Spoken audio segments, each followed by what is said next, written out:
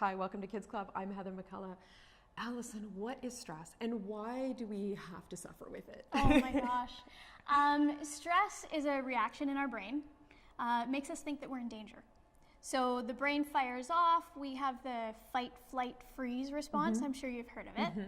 Yeah, so that just gives us a little bit of a kick of adrenaline, a little bit of a kick of glucose so that we can deal with whatever thing is actually happening at the time.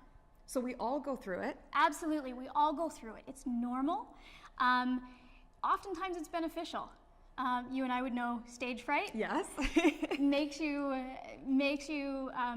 go ahead with a great performance, or if we're last minute doing those essays as youth, we're getting them together. It just gives us that little extra kick to do whatever it is that we need to do. Now, when is it not a good thing? Well, when normally our body will come back into level, the hormones will level out, and we're good. But sometimes the body doesn't necessarily level out those hormones. And at that point, it can become pretty toxic. I talked about the adrenaline and the glucose. There's some health effects that can really happen. It really affects our mental health. It can affect, it can cause diabetes and things like heart disease, stuff like that. So too much is not a good thing. Now, how is it different for youth? Well, back when we were young, our stress levels were a little bit different. You know, we had the ability to go into grade 13 or grade OAC.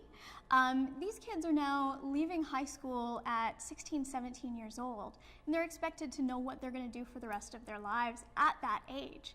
And then we've also got technology. They're never unplugged, so they're being bombarded left, right, and center with all of these things, and just sometimes it's just too much. Out, yeah. All right, so when we come back, we're going to talk about how they can deal with it. That's coming up on the Kids Club. Welcome back to Kids Club. I'm Heather McCullough. Allison, we've been talking about stress. A little is not too bad. Too much is not good for our health. How can we deal with it?